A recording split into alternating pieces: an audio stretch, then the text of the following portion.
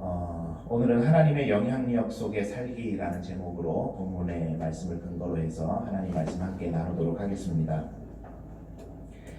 우리가 연초가 되면은 여러 가지 계획을 세우지 않습니까? 그런데 이제 그 계획들 중에 우리가 신앙적인 계획들을 꼭 세우는 것 중에 하나가 올 한 해 동안에는 내가 성경을 일독해야 되겠다. 여러분도 세우셨나요? 예, 세우셨죠. 어떻게 잘 진행이 되고 있으신가요? 아니면 실패하셨나요?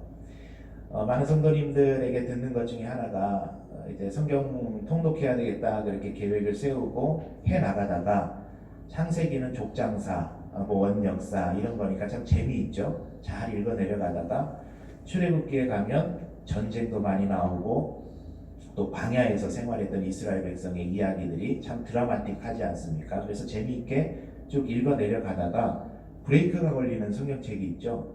어디시죠? 레위기. 그렇죠. 여러 가지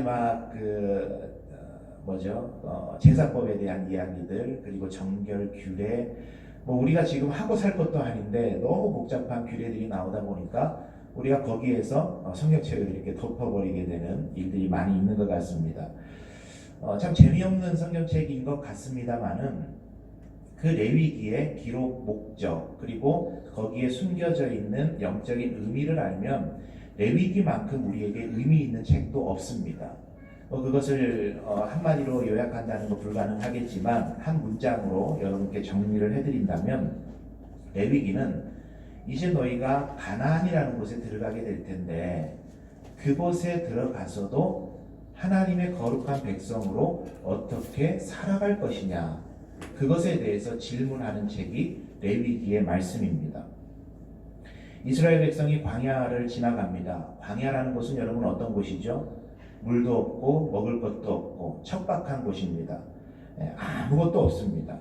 오직 하나님과 단판 지으면 되는, 하나님 저희에게 먹을 것 주십시오, 물 주십시오, 단판 지으면 되는 그런 어떻게 보면 간단한 문제였을 겁니다. 극한의 배고픔과 목마름으로 인해서 하나님을 부인하고 또 불평하기는 했습니다마는 사실 어떻게 보면 그때마다 하나님 때리셔서 그들을 정신 차리게 하면 되는 그런 또 단순한 문제였습니다. 그런데 여러분, 가나안이라는 곳은 조금 사뭇 분위기가 다르죠. 물도 먹을 것도 풍족한 곳입니다. 누리고 살 수 있는 문명 문화가 번성한 곳입니다. 여러분 한번 생각해 보실까요?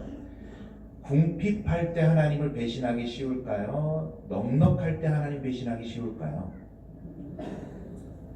설교자의 의도를 잘 알고 더 이렇게 반응해 주셔서 감사합니다. 기독교 역사가 말해주는 것 중에 하나가 로마 제국의 기독교가 공인되었을 때 기독교가 쇠퇴의 길을 걸었을까요? 핍박이 심했을 때 기독교가 쇠퇴의 길을 걸었을까요? 역사가 말해주는 건 분명합니다.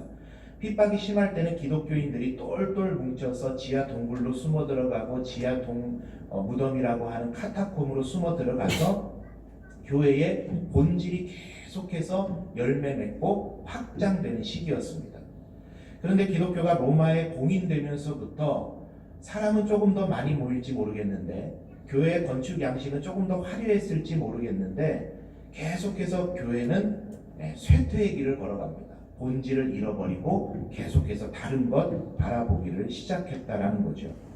그렇게 생각해보면 이스라엘 백성에게 위험한 곳은 광야입니까? 가나안입니까?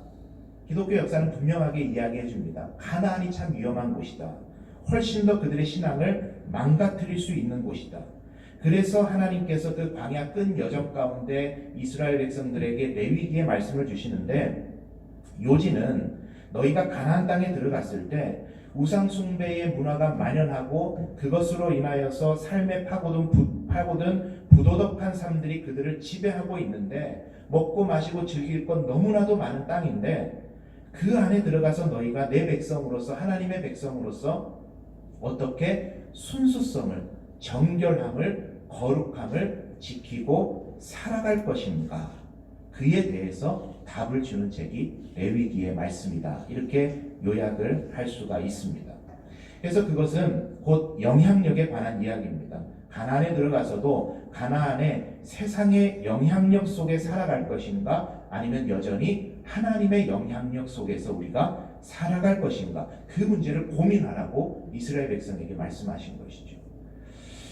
여러분, 이것은 수천 년 전에 있었던 이스라엘 백성에게만 하나님 질문하신 것 아닙니다. 오늘 저와 여러분에게도 하나님 동일하게 질문하고 계십니다. 세상의 영향력 속에 있을 것이냐, 아니면 하나님의 영향력 속에서 살아갈 것이냐. 오늘 이러한 영향력이라는 생각을 가지고 오늘 본문을 한번 같이 보도록 하겠습니다. 오늘 본문에는 두 가지 두드려지는 개념이 등장을 하고 있습니다. 뭐죠? 하나는 반석이라는 개념이고 또 하나는 모래라는 개념입니다. 예수님 오늘 이 비유의 말씀을 통해서 우리의 삶에 맞닥뜨리게 되는 영향력에 관해서 이야기를 해주고 계십니다. 첫 번째 영향력은 뭘 이야기하죠? 우리 내용의 전개를 좀 위해서 순서를 바꿔보겠습니다. 첫째는 모래의 영향력입니다. 모래의 영향력. 여러분, 모래의 속성은 어떤 것입니까? 모래는 어떻다 그러죠? 쉽게 허물어져 버리죠. 쉽게 허물어져 버려. 모래처럼 흩어져 버렸다. 그런 이야기 하지 않습니까? 쉽게 허물어져 버린다는 이야기죠. 작년에 제가 휴가를 서해안으로 한번 다녀왔습니다. 서해안으로 이제 휴가를 일정을 잡으면서 아빠의 사명이 그런 거잖아요. 휴가 스케줄도 내가 다 짜야 되고, 그죠? 아내와 아이들 만족도 시켜야 되고, 운전도 내가 다 하고, 돈도 내가 다 내고, 그렇죠? 네. 그렇게 하면서 이제 짰습니다. 그래서 제가 갯벌 체험 일정을 하나를 잡아서 아이들하고 이제 갯벌을 갔죠.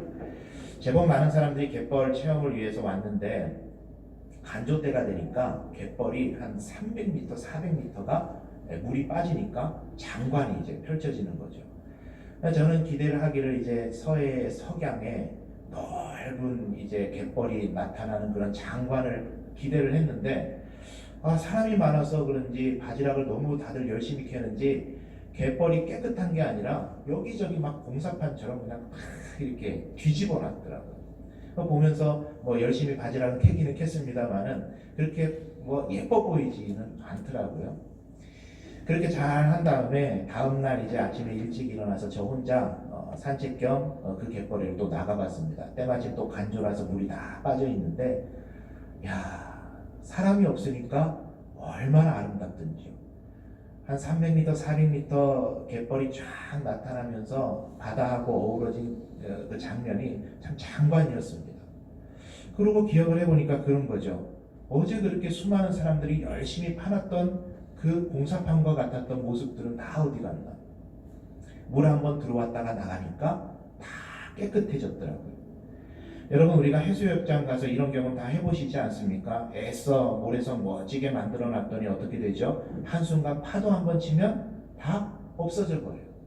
여러분, 파도뿐만이 그렇습니까? 파도 안 치더라도요, 모래로 성 쌓아 놓으면 시간이 조금 더 걸려서 그렇지 바람에 다 날아가 버리게 되어 있습니다. 그게 모래의 속성입니다.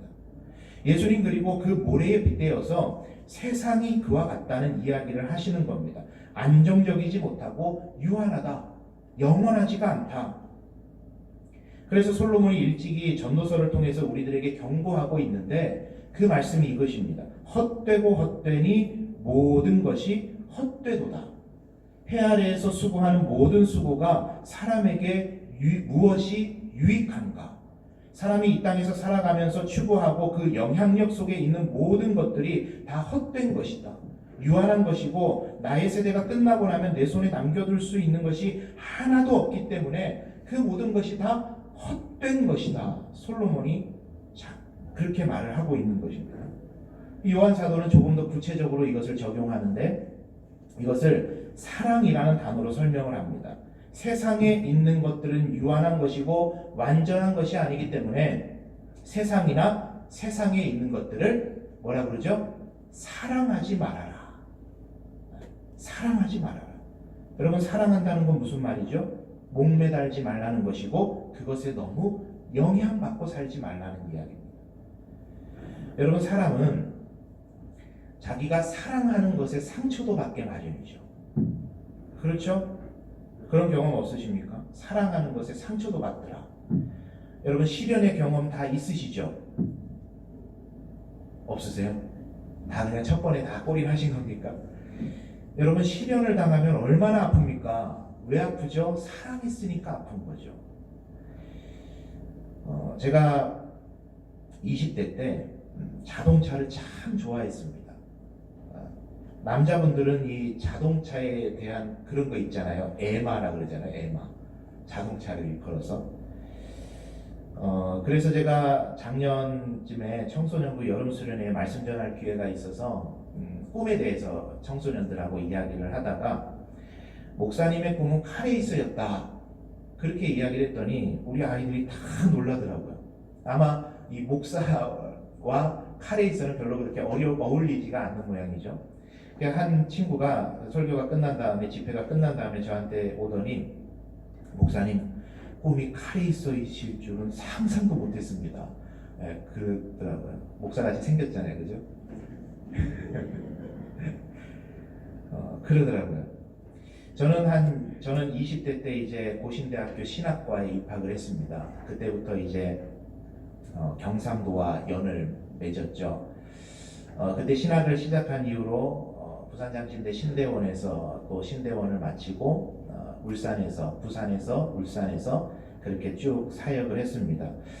한번 설교 단상에 올라와서 그 연수를 한번 세봤더니 한 18년여 정도 된 것 같아요.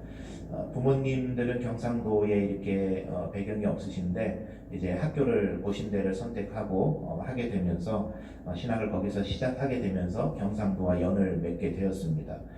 지금의 이제 경기권에 올라가서 사역을 하고 있습니다만은 그때도 친하신 청년 사역을 열심히 하시는 전경호 목사님이라고 02080 대표도 하시고 하셨던 그 목사님께서 저를 이제 그 교회에 추천을 해주셔서 올라가서 사역을 하게 되었습니다. 이번에 연산교회 청빙 과정 속에 제가 하나님의 인도하심을 받아서 이렇게 이 자리까지 오게 됐는데 하나님께서 제게 주시는 마음이 그것이었습니다. 네가 있을 곳은 경상도다라는 마음이었습니다.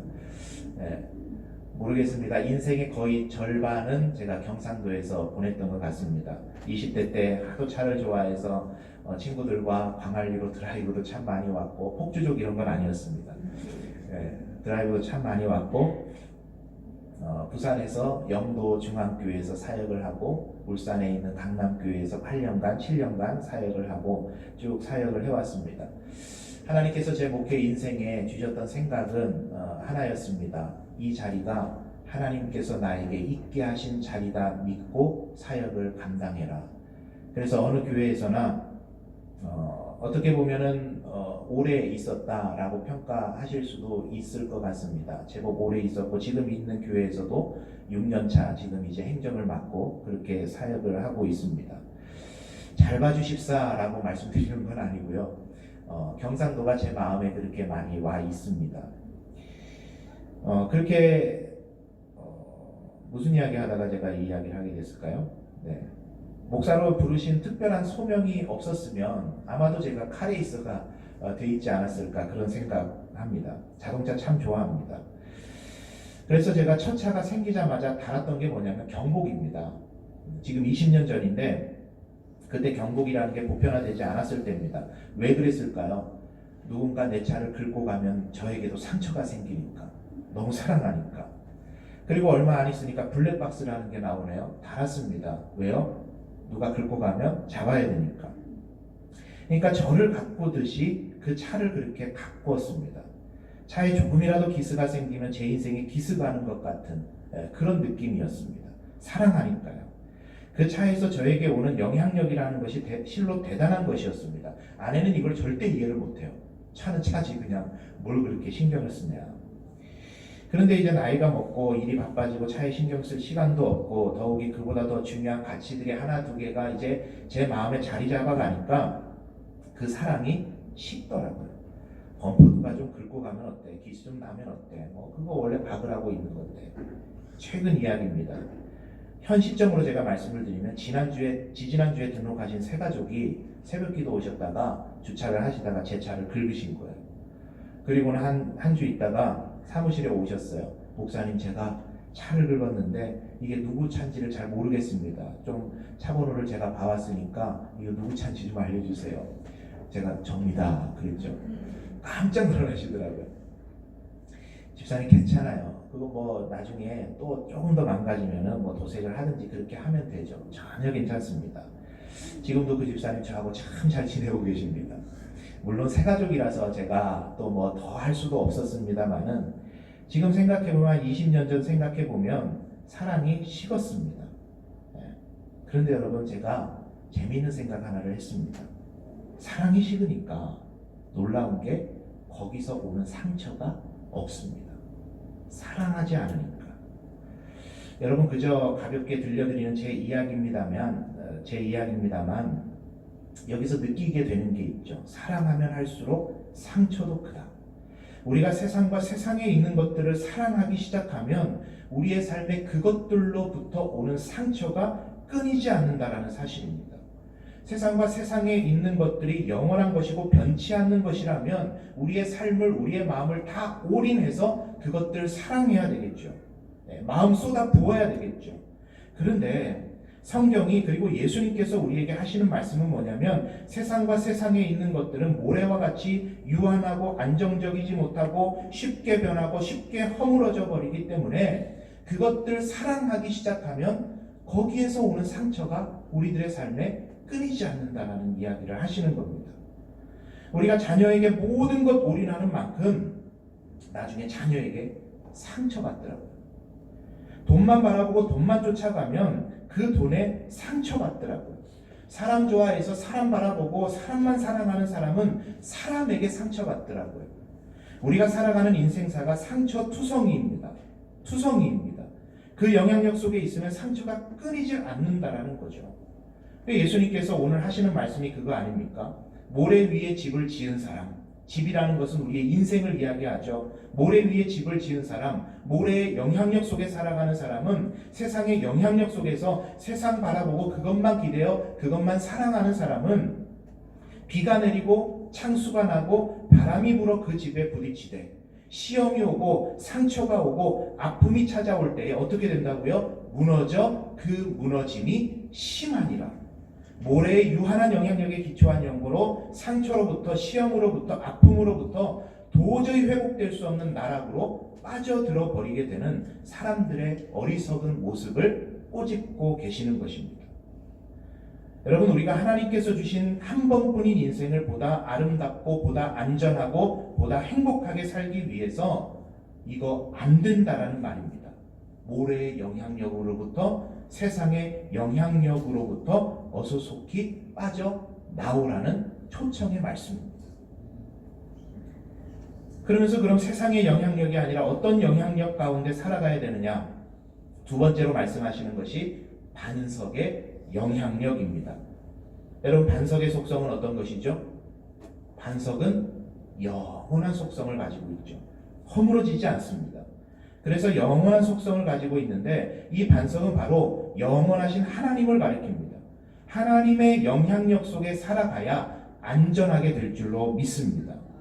여러분 우리가 주목할 것은 이 반석도요. 예수님 말씀하시죠. 반석 위에 지은 집도 비를 맞고 바람과 홍수의 시험이 있을까요? 없을까요? 똑같이 있습니다. 예수 믿는다고 시험 없는 게 아니죠. 예수 믿는다고 병 안 걸리는 거 아닙니다. 예수 믿는다고 실패하지 않는 것 아닙니다. 그런데 반석 위에 기초를 둔 연고로 무너지지 않는다. 하나님의 영향력 아래 있음으로 인해서 무너지지 않고 상처받지 않는다라는 그런 이야기입니다. 한 집사님으로부터 기도 부탁을 받았습니다. 내용인즉슨 집이 안 팔리는데 집이 팔리도록 기도를 좀 해주십시오. 저한테 부탁을 하셨습니다. 금전적으로 어려우셔서 집을 파시는 분은 아니셨고 집이 한 채가 더 있는데 그 와중에 집을 한 채를 정리하신다고 하셨습니다. 기도 부탁을 듣고 한참의 시간이 흘렀습니다. 그간에 구입자가 나타났다가 또 계약이 파기되었다가 하는 그런 이야기들도 전해 들었습니다. 그런데 그렇게 시간이 지나다가 그 집사님께 문자가 한 통이 저한테 왔는데 목사님 집 팔았습니다. 그런데 시세보다 많이 싸게 팔았습니다. 아마도 이제 기도 부탁을 해 놓으셨던 터라 이제 결과를 아마 말씀해 주셨던 것 같습니다. 위로해야 되나요? 어떻게 해야 되나요? 무슨 말을 할까? 답을 할까? 생각을 하다가 하나님께서 제 마음에 그냥 그런 생각을 주셨습니다. 팔집이 있는 게 감사하다. 저는 팔집도 없는데 팔집이 있는 게 감사하네. 제가 좀 오래 고민했으면 이 문자 못 보냈을 거예요. 놀리는 것 같잖아요. 그죠? 싸게 팔아 속상한데. 근데 번뜩 드는 감동 그대로 문자를 보내버렸습니다. 집사님 그래도 팔집이 있으니까 감사하네요. 그 집사님 어떻게 반응하셨을까요? 웃으시면서 목사님 그렇네요. 그렇게 저한테 답을 주셨습니다. 여러분 우리 주변에 얼마든지 일어날 수 있는 그냥 경험되는 이야기입니다만은 우리가 생각해 볼 것 있지 않습니까? 우리는 선택할 수 있습니다. 시세의 영향력 아래 있을 것이냐 하나님의 영향력 아래 있을 것이냐. 한 권사님께서 어렵게 폐지 지우시면서 생계를 이어가시는 권사님께서 하루는 계단에서 구르셔서 연로하신 권사님이셨는데 계단에서 구르셔서 병원에 신방을 갔습니다. 왼팔을 기부스를 하시고 병상에 누워 계셨어요. 아이고 권사님 박스 하루라도 못 주시면 어려우실 텐데 어떡하세요 권사님. 그랬더니 권사님 저에게 그런 이야기 해주셨습니다. 제가 오른손잡이라 오른손으로 박스 줬는데 왼손이 풀어진 게 얼마나 감사한지요. 얼마나 감사한지요. 여러분 사고의 영향력 아래 있을 것인가 하나님의 감사를 주시는 하나님의 영향력 속에 있을 것인가. 우리는 선택할 수 있습니다. 만약 그 집사님이 시세의 영향력을 받고 사는 분이라면 아마도 싸게 팔아 속상한데 장난치냐 아마 그러셨을지 모르겠어요. 그러나 싸게 팔아서 속은 상하겠지만 하나님의 영향력으로 들어가자는 목사의 마음에 맞으셨기 때문에 그냥 또 웃어 넘기셨을 수 있을 겁니다. 여러분 중요한 사실 하나를 발견해야 되죠. 하나님의 영향력 아래 있으면 세상으로부터 오는 것들에 상처받지 않습니다. 예수님 어떠셨죠? 예수님께서 40일간 광야에서 금식하신 후에 시험을 받으십니다. 광야는 궁핍입니다. 핍절한 곳입니다. 원하는 것 하나도 얻을 수 없는 곳입니다. 그곳에서 40일을 금식을 했다? 여러분 40일 금식 해보셨나요? 제가 40일 금식 하시는, 저는 아직 못 해봤는데 40일 금식 하시는 전도사님 한번 뵌 적이 있어요. 옆에서 정말로 피골이 상접해서 뼈만 남으시더라고요. 너무 힘들어 하시더라고요. 여러분 예수님 얼마나 배고프셨겠습니까? 그리고 제가 짐작하는 건데요. 어떤 성경 신학자들은 또 이렇게 해석도 합니다. 3일을 금식해도 사람이 정신이 혼미해지던데 예수님도 온전한 정신 아니셨을 거다. 온전한 정신. 여기서 온전한 정신이라는 것은 뭐 정신이 나갔다 그런 이야기가 아니라 예수님 그런 생각 안 하셨을까요? 내가 지금 뭐 하는 거지? 나 하나님의 아들인데, 내가 하나님인데 나 지금 뭐 하는 거지? 굶으면서 그런 정체성의 혼란들이 오지 않았을까요? 여러 가지 어려운 상황 가운데 예수님 계실 때 사단 마귀가 예수님의 가장 연약해진 부분을 건드립니다. 그런데 예수님께서 그 시험을 이겨내시는데 여러분 무엇으로 이겨냈다 그랬죠? 말씀으로 이겨내십니다. 배고픔의 영향력 아래 있었으면, 권세의 영향력 아래 있었으면, 명예욕의 영향력 아래 있었으면 그 시험에 넘어질 수밖에 없었겠죠. 그런데 하나님의 말씀의 영향력 아래에 예수님 계시니까 어떻게 되죠? 그 시험을 이겨내시는 거예요. 너 그렇게 해봤자 나한테 아무 의미 없어. 왜? 나는 하나님의 영향력 아래에 있는 사람이니까. 반대로 아담과 하와는요, 모든 것이 풍족하고 모든 것이 넉넉한 환경에 살았습니다. 그런데 그때 사탄이 유혹을 하는데 에덴 동산의 모든 것을 가지고 누릴 수 있었지만 꼭 하나 가지지 못한 것에 집중하게 만들었습니다. 그게 뭡니까? 선악과. 그거 하나에 집중하게 만듭니다. 그리고는 하나님의 영향력 속에 있었던 아담과 하와에게 너희들 이것 먹으면 하나님처럼 된다. 지혜롭게 된다. 세상에 네가 최고가 된다. 세상 가치관을 가지고 유혹하니까 그 유혹에 넘어가 버리게 된 거예요. 그리고 그들의 눈이 열리게 되죠. 보암직도 하고 먹음직도 하고 지혜롭게 할 만큼 탐스럽기도 하더라. 그리고 완전한 타락의 길로 내려가 버리게 된 것입니다. 여러분, 앞서 말씀드렸던 솔로몬의 고백, 헛되고 헛되니 모든 것이 헛되도다. 해 아래 사람에게 유익한 것이 무엇인가? 여러분 이것만 보면 솔로몬이 영세주의자 같습니다. 모든 거 다 헛되다, 필요 없다, 쓸데없다. 여러분, 그런데 그의 이 말의 결론은 모든 것이 헛되다에서 끝나지 않습니다. 솔로몬은 이것을 헛되다라는 것을 이야기하면서 전도서 12장의 마지막에 가서 결론으로 이런 말을 했습니다. 전도서 12장 13절 제가 한번 읽어드립니다. 일의 결국을 다 들었으니 하나님을 경외하고 그의 명령들을 지킬지어다. 이것이 사람의 본분이니라. 아멘.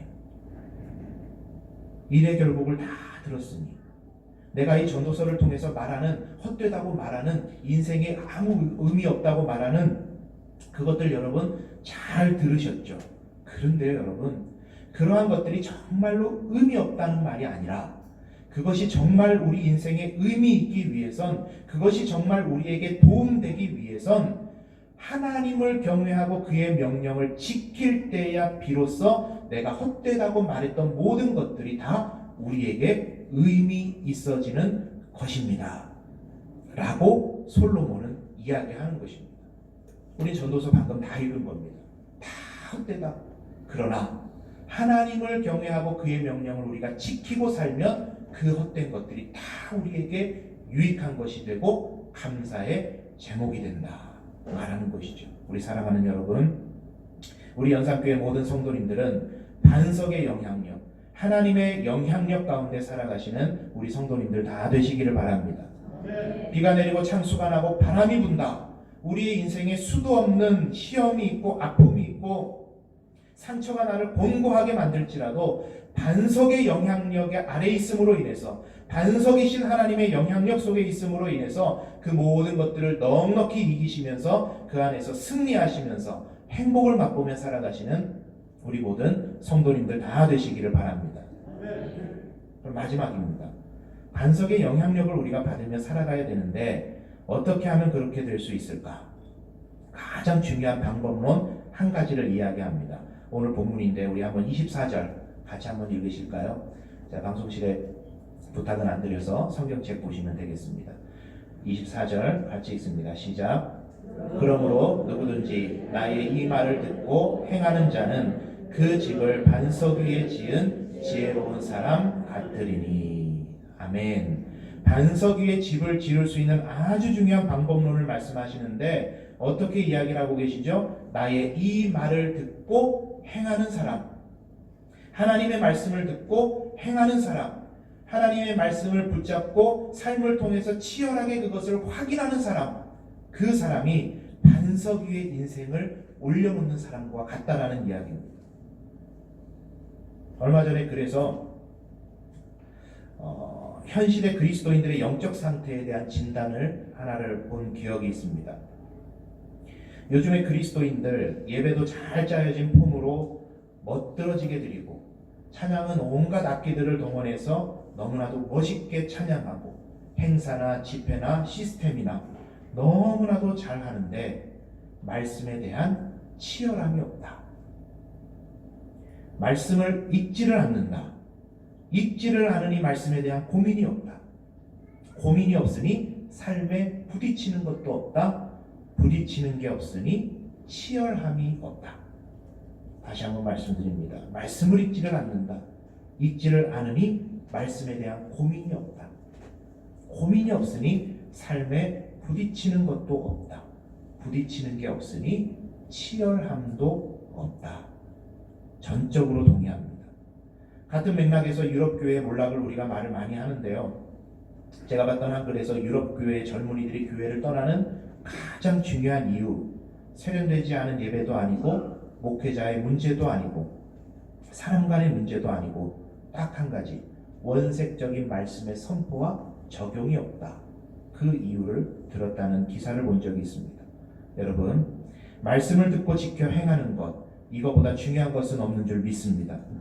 이게 돼야 우리가 하나님의 영향력 안으로 들어갈 수 있습니다. 세상 속에서 세상 사람들과 똑같은 모습으로 우리가 살아가지만 우리의 시민권은 하늘에 있는지라, 이 땅에 발붙이고 살아가지만 하늘의 시민권자로서 하나님의 영향력 속에 살아가기 위해서 그 말씀을 듣고 적용하고 실천하기 위한 치열함이 있을 때 우리가 하나님의 영향력 아래서 넉넉히 세상을 승리하며 살아가게 될 줄 믿습니다. 이 한 주간도 그렇게 살아가시는 우리 성도님들 다 되시기를 바랍니다. 말씀을 정리합니다. 우리 앞에 두 가지 영향력이 있습니다. 하나는 금방 없어질 영향력입니다. 하나는 영원히 우리를 지켜줄 영향력입니다. 여러분 무엇을 선택하시겠습니까? 하나님의 말씀을 듣고 지켜 행하게 되므로 하나님의 영향력 속으로 들어가시고 이를 통해서 모든 삶의 자리자리마다 안전하고 하나님 주시는 복된 인생길 걸어가시는 저와 여러분의 복된 삶이 다 되시기를 바랍니다.